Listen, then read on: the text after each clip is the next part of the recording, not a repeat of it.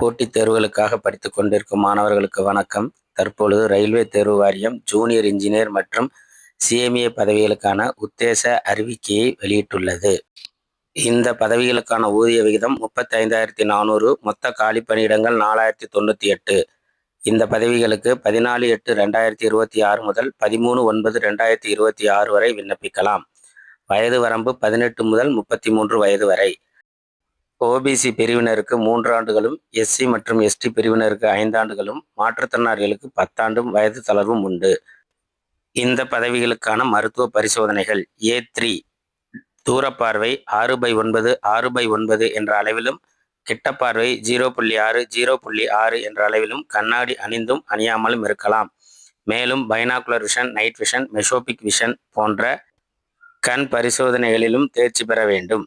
B1 தூரப்பார்வை 6/9 6/12 மற்றும் கிட்டப்பார்வை 0.6 0.6 என்ற அளவிலும் கண்ணாடி அணிந்தும் அணியாமலும் இருக்கலாம். மேலும் binocular vision, night vision, mesopic vision போன்ற கண் மருத்துவ பரிசோதனைகளிலும் தேர்ச்சி பெற வேண்டும். C1 தூரப்பார்வை 6/12 6/18 என்ற அளவிலும், கிட்டப்பார்வை 0.6 0.6 என்ற அளவிலும் கண்ணாடி அணிந்தும் அணியாமலும் இருக்கலாம். நன்றாக படிப்பதற்குரிய பார்வைத்திறன் பெற்றிருக்க வேண்டும். A3 மருத்துவ பரிசோதனையில் தேர்ச்சி பெற்றவர்கள் அனைத்து பதவிகளுக்கும் விண்ணப்பிக்கலாம்.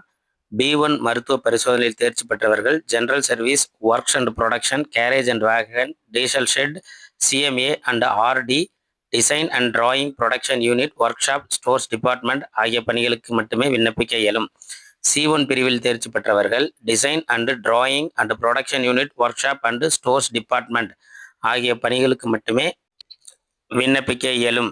இப்பதவிகளுக்கான தேர்வு முறையானது 2 கட்டங்களை உடையது. முதல் தேர்வு CBT 1இல் மேத்தமேட்டிக்ஸ் 30 மதிப்பெண்கள், ரீசனிங் 25 மதிப்பெண்கள், ஜெனரல் ஸ்டடீஸ் 15 மதிப்பெண்கள், ஜெனரல் சயின்ஸ் 30 மதிப்பெண்கள் ஆக மொத்தம் 100 மதிப்பெண்களுக்கு தேர்வு நடைபெறும்.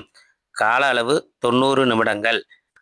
முதல் கட்ட தேர்வில் வெற்றி அடைந்தவுடன் 2ஆம் கட்ட தேர்வு நடைபெறும். இதில் மொத்த வினாக்கள் 150 வினாக்கள். கால அளவு 120 நிமிடங்கள். இதில் ஜெனரல் அவேர்னஸ் 15 மதிப்பெண்களுக்கும், பிசிக்ஸ் அண்ட் கெமிஸ்ட்ரி 15 மதிப்பெண்களுக்கும், பேசிக்ஸ் ஆஃப் கம்ப்யூட்டர் 10 மதிப்பெண்களுக்கும், பேசிக் ஆஃப் என்விரான்மெண்டல் ப்ரொடக்ஷன் 10 மதிப்பெண்களுக்கும், டெக்னிக்கல் அபிலிட்டிஸ் 100 மதிப்பெண்கள், மொத்தம் 150 மதிப்பெண்களுக்கு தேர்வு நடைபெறும்.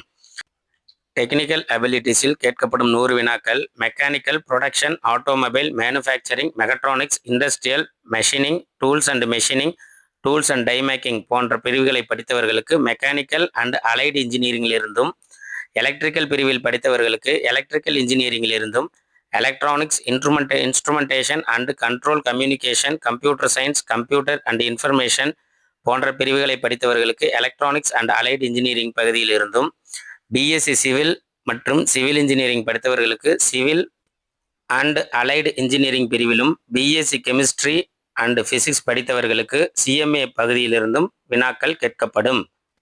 விண்ணப்ப கட்டணம் பொது பிரிவினர் மற்றும் ஓபிசிக்கு ரூ.500. இதில் முதல் கட்ட தேர்விலுடன் ரூ.400 ரயில்வே தேர்வாணையத்தால் மீண்டும் நமது வங்கி கணக்கிற்கு அனுப்பப்படும். எஸ்சி, எஸ்டி மற்றும் பெண்களுக்கு ரூ.250 தேர்வு கட்டணம் முதல் கட்ட தேர்வு எழுதியவுடன் ரூ.250 ரயில்வே தேர்வு வாரியத்தால் நமது வங்கி கணக்கிற்கு மீண்டும் அனுப்பப்படும்.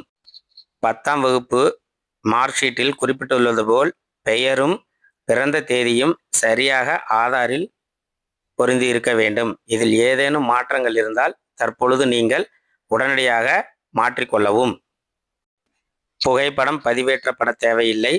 செல்ஃபி போட்டோகிராஃப் விண்ணப்பிக்கும் பொழுதே நீங்களே உங்களை புகைப்படம் எடுத்துக்கொள்ள வேண்டும். கையெழுத்து கருப்பு மையினால் இட வேண்டும். 30 முதல் 49 KB அளவிலான இருக்க வேண்டும். கையெழுத்து கேபிட்டல் லெட்டர்களிலோ அல்லது விடுபட்டோ இருக்கக்கூடாது. கையெழுத்து தொடர்ச்சியாக இருக்க வேண்டும். அதேபோல் ரயில்வே தேர்வு வாரியத்தால் பணம் மீண்டும் அனுப்புவதற்கு உங்கள் வங்கி கணக்கில் உங்கள் சரியான ஆதார் எண்ணை இணைத்திருக்க வேண்டும். தேர்வுகள் பல கட்டங்களாக நடைபெற இருப்பதால் நார்மலைசேஷன் ப்ராசஸ் பின்பற்றப்படும். அதேபோல் ரயில்வே தேர்வு வாரியத்தால் அனைத்து தேர்வுகளும் நேர்மையான முறையில் நடப்பதால் யாரும் முறைகேட்டில் ஈடுபட வேண்டாம் என்று கேட்டுக்கொள்கிறோம்.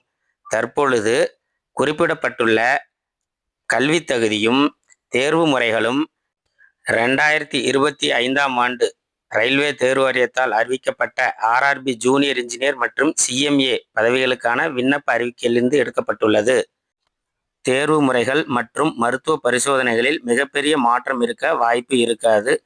இருந்தாலும் நாம் முறையான தேர்வு அறிவிக்கை வந்த பின்பு தெளிவாக பார்த்துவிட்டு விண்ணப்பிக்கலாம்.